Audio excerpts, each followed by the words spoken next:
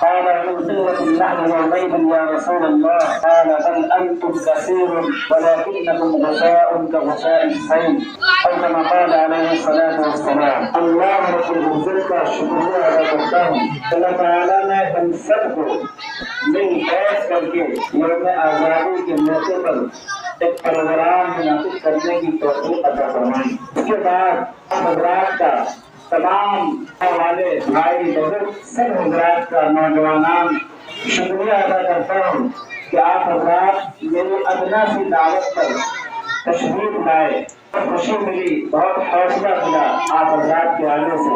اور حق تو یہ ہے کہ شکریہ تو غیروں کا ادا کیا جاتا ہے، آپ حضرات تو گھر والے، آپ کوئی دوسری جگہ نہیں اپنے گھر میں آئے ہیں، گھر میں آنے والے کا شکریہ ادا نہیں کیا جاتا۔ یہ جو طلبہ ہیں یہ آپ کے مہمان ہیں اور آپ گھر والے ہیں۔ خیر وقت ظاہر رکھتا ہے، طلبہ کرام سے آپ حضرات نے علماء کرام کی قربانیوں کو سنا اور علماء کرام نے کیسے کیسے قربانیاں دی، جان کا نذرانہ پیش کیا اور پھر پورے جگر سے اس ہندوستان کو آزاد کرایا۔ میں اس میں تفصیل میں نہیں جانا چاہتا، آپ حضرات تھک چکے ہیں۔ اس موقع پر میں ایک بات عرض کر دینا چاہتا ہوں کہ پوری دنیا میں مسلمانوں کا کوئی نہیں ہے، اس پوری دنیا میں مسلمانوں کا کوئی نہیں ہے۔ اگر کوئی ہمارا آنسو پوچھنے کا دعویٰ کرتا ہے تو صحیح بات یہ ہے کہ وہ زبانی زباں خرچ ہے، وہ دعوے کی حد تک ہے، حقیقت میں وہ ہمارا دوست نہیں ہے۔ ہمارا دوست اور ہمارا آقا مولا تو خدا ہے۔ دوستو ہر موقع پر ہمیں اپنے اللہ کو یاد کرنا چاہیے۔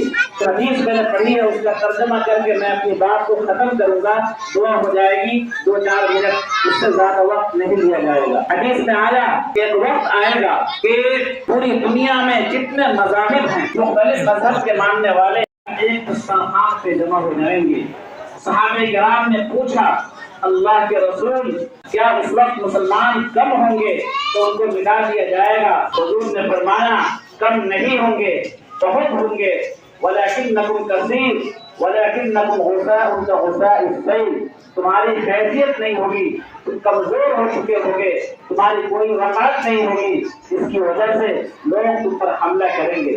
بہرحال دوستو بزرگوں، ہمیں یہ کہنا ہے کہ یہ کمزوری آج جو ہماری کمزوری ہے، یہ کمزوری صرف اس وجہ سے ہے کہ ہم نے قرآن کریم کو پس پشت ڈال دیا، احادیث نبویہ کو اپنی زندگی میں جو ہے اس پر عمل نہیں کیا۔ اس وجہ سے عملی اعتبار سے ہم کمزور ہوتے چلے گئے، نتیجہ یہ ہوا کہ غیر ہم پر غلبہ حاصل کرتے ہوئے آگے بڑھ گئے۔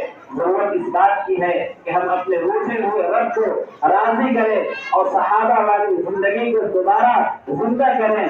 میرے دوستو، صحابہ اللہ کے رسول اللہ کے حکموں پر اور نبی کریم صلی اللہ علیہ وسلم کے حکموں پر چل کر کے ہی کامیاب ہوئے تھے۔ اگر ہم بھی کامیاب ہونا چاہتے ہیں تو اللہ کے احکام اور حضور اکرم صلی اللہ علیہ وسلم کی سیرت کو اپنی زندگی میں لانا ہوگا۔ آج ہمارا خدا ہم سے ناراض ہو چکا ہے، روک چکا ہے، اپنے عمل سے اپنے خدا کو راضی کرنے کی ضرورت ہے۔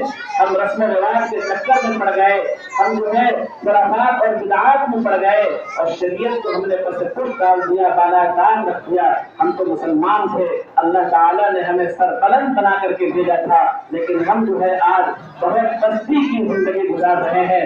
وجہ وہی ہے کہ قرآن سے اور رسول کے زندگی سے ہمارا رشتہ ٹوٹ گیا۔ آئیے ہم سب دعویٰ، ہم سب عہد کریں اور ہم جو ہے سخت عزم کریں کہ انشاءاللہ شریعت اسلامیہ کے مطابق ہم زندگی گزاریں گے اور اپنے ملک میں ہم جو ہے بھائی کیا کہتے ہیں مل جل کر کے زندہ رہیں گے۔ ہم غیروں کا بھی خیال کریں گے اور غیروں کو بھی وہی محبت دیں گے جو ہم اپنے بھائیوں کو دیتے ہیں۔ بس چند باتوں کے ساتھ میں اپنی بات کو ختم کرتا ہوں۔ دعوانا الحمد للہ رب العالمین۔